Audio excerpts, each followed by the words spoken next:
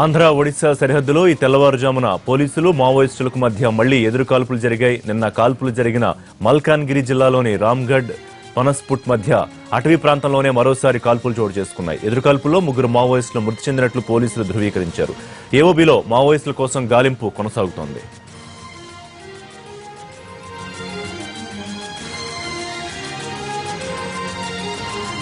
మరోవైపు మల్కాన్గిరి జిల్లా అటవీ ప్రాంతంతో కూంబింగ్ ముమ్మరం చేశారు పోలీసులు. ఏపీ నుంచి ప్రత్యేకంగా 4 ప్రత్యేక ప్లాటూన్స్ కూడా రంగంలోకి దిగాయి. మొత్తం 4000 మందితో ఆంధ్ర ఒడిశా సరిహద్దును జల్లెడ పడుతున్నారు. ఎస్పీ, అడిషనల్ ఎస్పీ, కేడర్ స్థాయి అధికారులు ఈ ప్లాటూన్స్ కు నాయకత్వం వహిస్తున్నారు. కటాఫ్ ఏరియాతో పాటు ఏఓబీ ప్రాంతాన్ని జల్లెడ పడుతున్నారు. 2 రోజులుగా అటు మావోయిస్టులు ఇటు గ్రేహౌండ్స్ బలగాల మధ్య కాల్పులతో ఏఓబీ పరిధిలోని ఏజెన్సీ గ్రామాలన్నీ భయం గుప్పిట్లో వణికిపోతున్నాయి. ఏజెన్సీలో బలగాలను రంగంలోకి దింపారు. ఎన్కౌంటర్ కు బదులు తీర్చుకుంటామన్న నక్సల్స్ వార్నింగ్.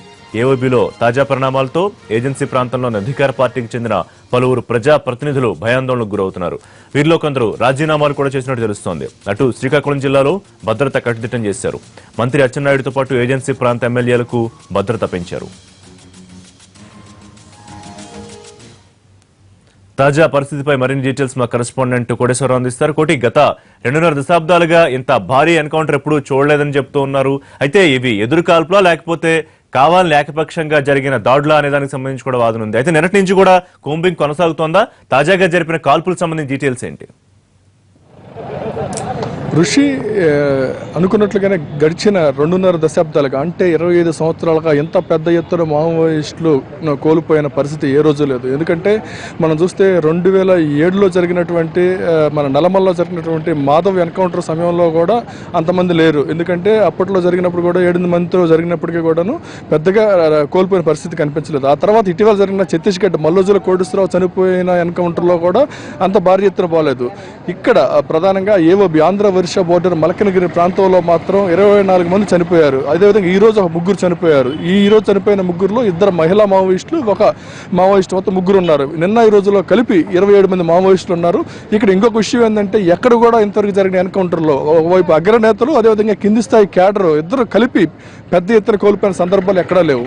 ఇక్కడ ఫస్ట్ టైం ఏఓబీలో ఈ పరిస్థితి చోటు చేసుకుంది. దీంట్లో 3 అగ్రనేతలు ఉండగా మిగతా వాళ్ళందరూ కూడా 24 మంది కూడాను ఒక కింది స్థాయి క్యాడర్. ఇంత పెద్ద ఎత్తున మావోయిస్టులు కోల్పోయిన ఏఓబీలో ఉనికి కూడా మావోయిస్టులు ప్రశ్నార్థకంగా మారుతుంది. ఎందుకంటే నల్లమల్ల అడవుల్లో పట్టు కోల్పోయిన తర్వాత, అక్కడ ఉనికిని కోల్పోయిన తర్వాత, అబూజ్మఠ్ తర్వాత అంత ప్రాధాన్యం ఉన్న ప్రాంతం మావోయిస్టులకి కీలకమైన ప్రాంతం ఏఓబీకి చెప్పుకోవచ్చు. ఇక్కడ కట్ ఆఫ్ ప్రాంతంలో 18 గ్రామాలు ఉన్నాయి. 18 గ్రామాల్లో వారికైతే అది పెద్ద అడ్డ. ఈ అడ్డాలోకి వచ్చి పోలీసులు ఏమీ చేయలేని పరిస్థితి మొదటి నుంచి ఉండేది అనేది ఒక ఇది ఉంది. ఈ పరిస్థితుల్లో నిన్న సడన్ గా కట్ ఆఫ్ ప్రాంతంలోనే పోలీసులు వీరవిహారం చేశారని చెప్పుకోవచ్చు. సుమారు 24 మందిని అదేవిధంగా కొన్ని నిమిషాల వ్యవధిలోనే మొత్తాన్ని కూడా వాళ్ళని మట్టుపెట్టడం, వాళ్ళ దగ్గర ఉన్న ఆయుధాలని స్వాధీనం చేసుకోవడం కూడా జరిగింది. దీంట్లో ఒక జవాన్ చనిపోయినప్పటికీ వీళ్ళైతే 27 మంది ఈ రోజు వరకు చనిపోవడం జరిగింది. ఈ ఏఓబీలో జరిగినటువంటి ఈ పరిణామాలతో ఈ చుట్టుపక్కల గిరిజన ప్రాంతాలు అయితే భయానికి గుప్పెట్లో ఉన్నాయి. అయితే పోలీసులు కూడాను ఈ ఇంకా రిమైనింగ్ మొత్తం 50 మంది సమావేశంలో పాల్గొన్నారు. రిమైనింగ్ మావోయిస్టులు కూడా పట్టుకోవాలనే ఉద్దేశంతో ప్రత్యేక అదనపు బలగాలు కూడా రంగంలోకి దించారు. ఇటు ఒరిస్సా అటు ఏపీ ప్రభుత్వం ఇరు రాష్ట్రాల నుంచి కూడా పెద్ద ఎత్తున పోలీసులు మోహరించి అనువనువున కట్ ఆఫ్ ప్రాంతంలో ఉన్న 18 గ్రామాలు అంటే మొత్తం 18 పంచాయతీలు మొత్తం 108 గ్రామాల్లో అనువనువు జల్లడబడుతున్నారు. ఎటువంటి పరిస్థితుల్లో కూడా వాళ్ళకు అనుకూలంగా మార్చుకున్నటువంటి ఈ అడ్డాని పూర్తిగా మనం కంట్రోల్లోకి తీసుకోవాలి. మావోయిస్టుల ఉనికి ఏఓబీలో ఉండకూడదు. ఇప్పటికే ఏపీలో లేని పరిస్థితుల్లో ఒరిస్సా సరిహద్దులో ఉన్నటువంటి వీటిని కూడా మనం పూర్తిగా తీసుకోవాలి అనే దృఢ సంకల్పంతో ముందుకు సాగుతున్నారు. ఈ 18 గ్రామాల్లో మొదటి నుంచి కూడా ఇప్పటివరకు ఏ రోజు కూడా పోలీసులు అక్కడికి వెళ్ళలేని పరిస్థితి ఉండేది. అయితే ఫస్ట్ టైం నిన్న మాత్రం ఎన్కౌంటర్, దీంట్లో భారీ మూల్యం చెల్లించుకోవడం కూడా మావోయిస్టు జరిగింది. ఇది పూర్తిగా బలిమిలకి కౌంటర్గానే చెప్పుకుంటున్నారు. ఎందుకంటే కట్ ఆఫ్ ప్రాంతంలో ఉన్నటువంటి బలిమిల, మాంచికండ్ ఇదంతా కూడా 300 కిలోమీటర్ల దూరం ఉన్న సాగుతున్నటువంటి ప్రాంతం ఇది. ఈ ప్రాంతంలో ఉన్నటువంటి కట్ ఆఫ్ ప్రాంతాల్లో పోలీసులు కూడా వెళ్ళలేని పరిస్థితి ఉండేది. ఇప్పుడు మాత్రం ఆ పరిస్థితి లేదు. నిన్న జరిగిన ఎన్కౌంటర్ తోటి ఈ చాలా స్పష్టంగా అర్థమవుతుంది.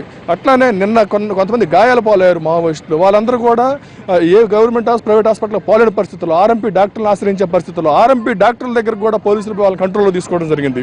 ఎటువంటి పరిస్థితుల్లో కూడా గాయాల పాలైన మావోయిస్టు ఎక్కడికి వెళ్ళలేరు. ఎటువంటి వాళ్ళకి వైద్య సదుపాయం కావాలి, వైద్య సదుపాయం అందనీయకుండా ఈ గ్రామాల్లో ఉన్నటువంటి ఆర్ఎంపీ డాక్టర్లు కూడా కంట్రోల్లోకి తీసుకుంటే పూర్తిగా వాళ్ళు బయటికి రావాల్సిందే, ఎటు పోలేరు. కాబట్టి ఆ మావోయిస్టు అగ్రనేతలు ఏదైతే తప్పించుకున్నారు అని అనుకుంటున్నారు, ఆ నేపథ్యంలో వాళ్ళు కూడా అదుపులోకి తీసుకోవాలి. ఈ ఉన్నటువంటి మిగతా మావోయిస్టుని ఈ ప్రాంతాల్లో పూర్తిగా ఏర్పారేయాలి అనే ఒక సంకల్పంతో ముందుకు సాగుతున్నారు. దీనికి సంబంధించి అటు ఏపీ డీజీపీ సాంబశివరావు కావచ్చు, లేదా ఇటు ఒరిస్సా డీజీపీ, అదేవిధంగా మల్కనగిరి ఎస్పీ పూర్తిగా పర్యవేక్షిస్తున్నారు. మల్కనగిరి ఎస్పీతో పాటు ఇటు విశాఖ ఎస్పీ రాహుల్ దేవ్ శర్మ కూడా పూర్తిగా పర్యవేక్షిస్తున్నారు. ఈ జరుగుతున్నటువంటి కూంబింగ్కి సంబంధించి చుట్టుపక్కల గ్రామాల్లో జల్లెడబడుతున్నటువంటి కూంబింగ్ దళాలకు ఐపీఎస్ ఆఫీసర్లు సుమారు 6 నుంచి 7 ఐపీఎస్ ఆఫీసర్లు దగ్గరుండి పర్యవేక్షిస్తున్నారు. ఇలాంటి అవకాశం మళ్ళీ దొరకదు. ఈ నేపథ్యంలో మనం ముందుకు సాగాలి అని. మరోవైపు అటు ఆర్కే కుమారుడి నుండి మొన్న చనిపోవడం కావచ్చు, దయ వీళ్ళందరూ చనిపోయిన నేపథ్యంలో మావోయిస్టులు కూడా ప్రతీకార చర్యలకు తెగబడే అవకాశాలు ఉన్నాయి. ఆ పరిస్థితుల్లో ఇటువైపు నుంచి ఇటు పోలీసులకు కానీ లేకపోతే ప్రభుత్వానికి కానీ ఎటువంటి నష్టం జరగకుండానే మరోవైపు మావోయిస్టుల వైపు మనం తిరిగి మన ప్రాబల్యం వాళ్ళని పూర్తిగా మట్టుపెట్టాలనే సంకల్పంతో సాగుతున్నారు. ఈ పరిస్థితుల్లో ఈ ఏఓబి ప్రాంతం అయితే పూర్తిగా భయానకంగా ఉంది. ఏజెన్సీ చుట్టుపక్కల గ్రామాలు అయితే భయం గుప్పిట బతుకుతున్నాయి. ఋషి రైట్, థ్యాంక్